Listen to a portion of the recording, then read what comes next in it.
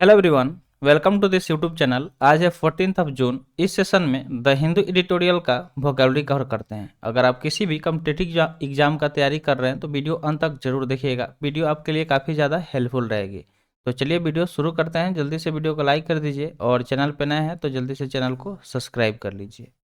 तो चलिए देखते हैं आज का वर्ड क्या रहने वाला है। फर्स्ट वर्ड है ब्यूरोक्रेट्स। ब्यूरोक्रेट्स की बात करें तो यहाँ पे एक नाउन की तरह काम कर रहा है। तो वर्ड के साथ साथ हम लोग ये भी देखेंगे कि ये कौन सा पार्ट्स ऑफ स्पीच है, क्योंकि बहुत सारे एग्जाम है जिसमें डायरेक्टली पार्ट्स ऑफ स्पीच से क्वेश्चन बन जाता है। आपको ऐसे वर्ड दे दिया जाएगा और पार्ट्स ऑफ स्पीच दे दिया जाएगा अलग अलग, नाउन, एडजेक्टिव, एडवर्ब, प्रीपोजिशन, और आपको बताना होगा कि ये कौन सा पार्ट्स ऑफ स्पीच है। इसलिए हम लोग साथ में डिस्कस करते चलेंगे वर्ड को कि ये कौन सा पार्ट्स ऑफ स्पीच है। और बहुत बार सफिक्स भी आता है जिसके थ्रू हम इजीली वर्ड को आइडेंटिफाई कर सकते हैं कि वो कौन सा पार्ट्स ऑफ स्पीच है। तो वो भी आपको बताएंगे और आप साथ में नोट भी जरूर कीजिएगा। तो ब्यूरोक्रेट्स की बात करें तो इसका मीनिंग होता है a system of government in which most of the important decisions are taken by state officials rather than by elected representative। यानी कि गवर्नमेंट का एक ऐसा सिस्टम जिसमें अगर बात करें इम्पोर्टेंट डिसीजन का तो वो किसके द्वारा लिया जाता है, स्टेट के ऑफिशियल्स द्वारा, ना कि जो इलेक्टेड मेंबर रिप्रेजेंटेटिव्स है उनके द्वारा। तो उसको क्या बोलेंगे, ब्यूरोक्रेट्स बोलेंगे, जिसका मीनिंग होता है नौकरशाही। क्या होता है, नौकरशाही। अब चलिए इसका सिनोनिम्स देख लेते हैं, यानी कि जिस इसका सेम मीनिंग वाला वर्ड। तो पहला हो गया सिविल सर्विस, यानी कि जो सिविल लोग हैं उनको जो सर्विस देते हैं। एडमिनिस्ट्रेशन हो गया, गवर्नमेंट हो गया, या फिर डायरेक्टरेट, ये सारे क्या हो गए, सिनोनिम्स हो गए। ठीक है, तो जल्दी से इसे नोट डाउन कर लीजिए, फिर हम लोग बढ़ते हैं नेक्स्ट वर्ड की तरफ। साथ में पिक्चर भी देखते रहिएगा, यहाँ पे रिलेवेंट पिक्चर इंसर्ट कर देते हैं ताकि आप वर्ड को इजीली आइडेंटिफाई कर सके। नेक्स्ट वर्ड है क्रूशियल। देखिए क्रूशियल की बात करें तो यहाँ पे आप लास्ट में ए एल देख रहे होंगे। तो जब वर्ड के लास्ट में ए एल दिखने को मिले तो वह वर्ड एडजेक्टिव की तरह काम करता है, क्योंकि ए एल एक एडजेक्टिव सफिक्स होता है। तो चलिए इसका मीनिंग देख लेते हैं। तो इसका मीनिंग होता है डिसिसिव और critical, specially in the success और फेलियर ऑफ समथिंग। मतलब कोई चीज़ जो डिसिसिव या फिर क्रिटिकल हो, स्पेशली जब बात हो रहा है किसी चीज़ के सफलता और उसके फेलियर में, उसको बोलेंगे क्रूशियल। तो कोई चीज़ देखिए, क्रूशियल मतलब होता है कि कोई चीज़ इंपॉर्टेंट, या तो आप देखिए अगर जो चीज़ इंपॉर्टेंस है अगर आप उसका वैल्यू करेंगे तो आप लाइफ में सक्सेस हो जाएंगे। जैसे पढ़ाई, अगर आप सही ढंग से पढ़ाई करेंगे, सिलेबस पे फोकस करेंगे तो आप इजीली सक्सेस कर पाएंगे उस एग्जाम में। और जहाँ कहीं भी आपका फोकस आपके पढ़ाई से हट के रील्स पे गया, पबजी पे गया, फ्री फायर पे गया, देन आप फेलियर हो जाएंगे। ठीक है, तो क्रूशियल मतलब होता है महत्वपूर्ण। तो जो आपके लिए महत्वपूर्ण है उस चीज़ को सफल बनाने के लिए उस पर काम कीजिए। सिनोनिम्स की बात करें तो पाइवोटल, क्रिटिकल, की, या फिर क्लाइमेटेरिक, ये सारे सिनोनिम्स हो जाएंगे। ठीक है, ये सारे क्या हो जाएंगे, सिनोनिम्स हो जाएंगे। तो देखिए यहाँ पे इंपॉर्टेंट वाला डब्बा लेके घूम रहा है ये बंदा, यानी कि जो भी आपके लिए इंपॉर्टेंट है उस काम पे ज़्यादा फोकस कीजिए। ठीक है, क्योंकि दुनिया में फालतू चीज़ें बहुत ज़्यादा है जो आपको हमेशा डिस्ट्रैक्ट करते रहती है। अगला वर्ड है प्रॉम्प्टेड। प्रॉम्प्टेड की बात करें तो ये वर्ब की तरह काम कर रहा है, जिसका मीनिंग होता है टू मूव टू एक्शन, यानी कि एक्शन की तरफ मूव करना। जैसे मान लीजिए कि अगर आप कोई कोई इंस्पायर कर देता है आपको पढ़ाई को लेकर, तो तुरंत आप एक्शन में आ जाते हैं। तुरंत आप कहाँ भागेंगे, अब जहाँ भी आपका स्टडी टेबल है वहाँ पे। जैसे ही आप वीडियो देख लेते हैं, मान लीजिए कि किसी भी मोटिवेशनल इंसान का, लाइक मतलब सर हो गए, बहुत सारे टीचर हो गए, अवधूजा सर हो गए, विकास सर हो गए, या फिर संदीप महेश्वरी सर हो गए। तो इन लोगों का अगर वीडियो देखते हैं तो हमारे अंदर एनर्जी आ जाता है एक तरह का, और हम लोग तुरंत एक्शन में मूव करते हैं। यानी कि प्रेरित किया, यानी कि कोई आपको जो इंस्पायरेशन दे रहा है, इंस्पायर्ड कर रहा है, मोटिवेट कर रहा है, उसको प्रॉम्प्टेड बोलेंगे। तो सिनोनिम्स की बात करें तो कॉज, ओकेजन, इलिसिट, या फिर प्रोड्यूस, ये सारे सिनोनिम्स हो जाएंगे। ठीक है, ये सब सिनोनिम्स हो जाएंगे प्रॉम्प्टेड के। तो जल्दी से इसे नोट डाउन कर लीजिए। अब जैसे यहाँ पे पिक्चर में दिया गया है कि ये बंदा क्या कर रहा है, इस डॉग को क्या कर रहा है, प्रॉम्प्ट कर रहा है, प्रेरित कर रहा है कि वो इस बॉल को लेके भागे या उससे खेले। ठीक है, उसको पकड़े।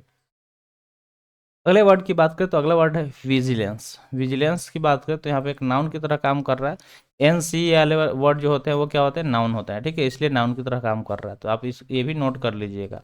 इसका मीनिंग होता है द एक्शन और state of keeping careful watch. ठीक है, केयरफुल वॉच और पॉसिबल डेंजर और डिफिकल्टी। अगर आपको लगता है कि कुछ बुरा हो सकता है तो आप ध्यान रखते हैं। जैसे मान लीजिए कि चोरी वगैरह से बचने के लिए गार्ड को रखा जाता है, चाहे वो बैंक हो गया, चाहे कोई भी जो बड़ा इंस्टीट्यूशन हो गया, ठीक है, ऑर्गेनाइजेशन हो गया, तो वहाँ पे गार्ड को रखा जाता है ताकि वो ध्यान रखे कि कोई भी पॉसिबल डेंजर से बचा जा सके। तो मतलब ऐसी अवस्था या ऐसा काम जिसमें आप ध्यान रख रहे हैं किसी चीज़ का ताकि कुछ भी ना हो गलत, उसको विजिलेंस बोलते हैं, यानी कि जागरूकता। ठीक है, जागरूकता।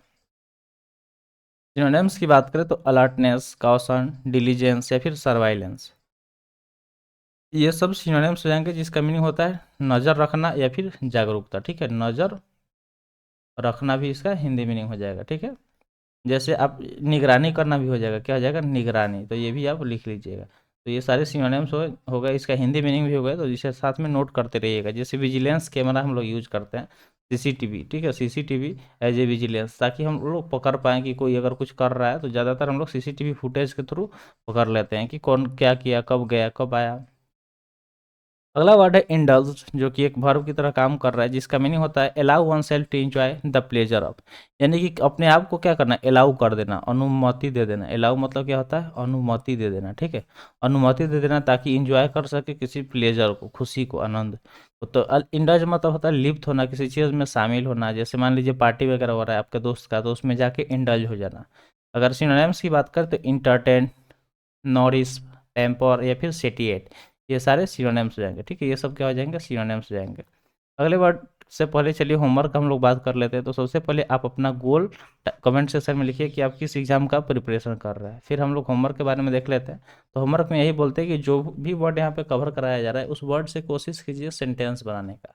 जितना भी आप सेंटेंस बनाते हैं, एक वर्ड, दो वर्ड, तीन वर्ड या पूरे वर्ड से, तो आप कमेंट सेक्शन में ज़रूर कमेंट कीजिएगा। इससे पता चलेगा कि आप कितना ज़्यादा अपने गोल को लेके फोकस्ड है और कितना इस पे काम कर रहे हैं। ठीक है, चलते हैं आगे, देखते हैं नेक्स्ट वर्ड क्या है। नेक्स्ट वर्ड है इरेगुलरिटीज, जिसका बात करें तो नाउन हो गया। ठीक है, इसका मीनिंग होता है द स्टेट और क्वालिटी ऑफ बीइंग इरेगुलर, यानी कि ऐसी क्वालिटी या फिर अवस्था। क्वालिटी मतलब क्या होता है, गुण। ठीक है, गुण। अवस्था, स्टेट मतलब क्या होता है, अवस्था। ठीक है, क्या होता है, अवस्था, जिसमें कोई इरेगुलर हो रहा है। इरेगुलर मतलब क्या होता है, अनियमित। ठीक है, जो अनियमितता हो, मान लीजिए कि आपके क्लास में कोई ना कोई ऐसा बंदा होगा जो सप्ताह में 2 दिन पढ़ने आता होगा। ठीक है, सप्ताह में 2 दिन पढ़ने आता होगा और उसके पास बहाने बहुत सारे होंगे कि इस वजह से नहीं आया, इस वजह से। तो वो क्या है, इरेगुलर है। एक दिन आ रहा है, 2 दिन नहीं आ रहा है, फिर एक दिन आ रहा है, फिर 2 दिन नहीं आ रहा है। ऐसा लगता है कि मतलब वो स्कूल का हाल चाल देखने आता है कि हाँ सब कुछ ठीक ठाक है ना, वहाँ सर लोग ठीक ठाक है ना, बच्चे ठीक ठाक है ना, बस वो उसको पढ़ाई लिखाई से कोई मतलब नहीं होता है। तो ऐसे लोग का जो क्वालिटी होता है उसको क्या बोलेंगे, इरेगुलरिटीज, यानी कि अनियमितता। सिनोनिम्स की बात करें तो डिस्टॉर्शन, फ्लॉ, इनकंसिस्टेंसी, एबेरेशन, ये सारे सिनोनिम्स हो जाएंगे। ठीक है, ये सारे सिनोनिम्स हो जाएंगे जिसका मीनिंग होता है इरेगुलरिटीज। जैसे आप देख सकते हैं कि इस घर को बनाया गया तो इसमें इरेगुलर तरीके का डिजाइन किया गया है, ताकि कुछ इस तरह का कर्व शेप मिले। ठीक है, जैसे हम लोग अगर बुक रखना शुरू करें ऐसे, फिर इसको थोड़ा सा ऐसे फोल्ड करके ऐसे, फिर इसको ऐसे रखें, तो इस तरह क्या होगा कि हमारा जो शेप होगा वो इरेगुलर तरीके से बनेगा। ठीक है, तो आई होप आपको समझ में आ गया होगा। नेक्स्ट वर्ड की बात करें तो नेक्स्ट वर्ड है डिसप्रोपोर्शनेट। क्या है डिसप्रोपोर्शनेट, एक एडजेक्टिव है जिसका मीनिंग होता है to an extent that is too large और too small in comparison with something else. यानी कि देखिए डिसप्रोपोर्शनेट मतलब होता है कि हम लोग अगर किसी चीज़ को कंपेयर कर रहे हैं, तो एक चीज़ बहुत ज़्यादा बड़ा हो गया और एक बहुत छोटा हो गया। जैसे मान लीजिए कि कोई बच्चा है जो अभी क्लास नर्सरी में है। ठीक है, क्लास नर्सरी में है, और कोई जो क्या है मास्टर्स की डिग्री ले लिया है। ठीक है, अगर दोनों के बीच में कंपेयर किया जाएगा तो उसको डिसप्रोपोर्शनेट बोलेंगे। क्या बोलेंगे, डिसप्रोपोर्शनेट बोलेंगे। ठीक है, अगर इसके हिंदी मीनिंग की बात करें तो अनुपातहीन हो जाएगा, यानी कि उसमें कोई रेशियो ही नहीं है उन लोगों का। अगर हम कंपेयर कर रहे हैं तो कंपेयर हमेशा बराबरी वालों को किया जाता है। ठीक है, सिनोनिम्स की बात करें तो एक्सट्रीमली, इमेंसली, इम्प्रॉपरली या फिर इनऑर्डिनेटली, ये सारे क्या हो जाएंगे, सिनोनिम्स हो जाएंगे। ठीक है, अगर मान लीजिए कल को आपके पेरेंट्स आपका कंपेयर आइंस्टाइन से करने लगे कि आइंस्टाइन तो ये कर दिया था, न्यूटन ने ये कर दिया था, तुमसे तो कुछ नहीं हो रहा है, तुमसे एक सब्जी नहीं लाया जा रहा है, तो आपको कितना खराब लगेगा, लगेगा ना कि किस बंदे से मेरा कंपेयर किया जा रहा है। तो जो कंपेरिजन हो रहा है जो लार्ज और स्मॉल के बीच में, जो बहुत बड़ा है और जो बहुत छोटा है, तो उसको ही डिस्प्रोपोर्शनेट बोलेंगे। ठीक है, क्या बोलेंगे, डिस्प्रोपोर्शनेट। अगले वर्ड की बात करें, अगला वर्ड है इंटीमिडेट।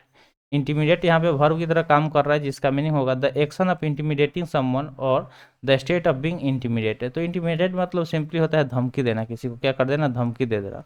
तो ऐसा काम जिसमें कोई धमकी दे रहा है या फिर किसी को धमकाया गया है उसको बोलते हैं इंटीमिडेटेड। सिनोनिम्स की बात करें तो फ्राइटनिंग, मिनेसिंग, टेरिफाइंग या फिर स्केयरिंग, ये सारे सिनोनिम्स हो जाएंगे। ठीक है, फ्राइटनिंग, मिनेसिंग, टेरिफाइंग या फिर स्केयरिंग। जैसे आप देख सकते हैं इसके द्वारा धमकी दिया गया, ये बेचारा डर गया। ठीक है, ये वाला डर गया दूसरे वाले के वजह से।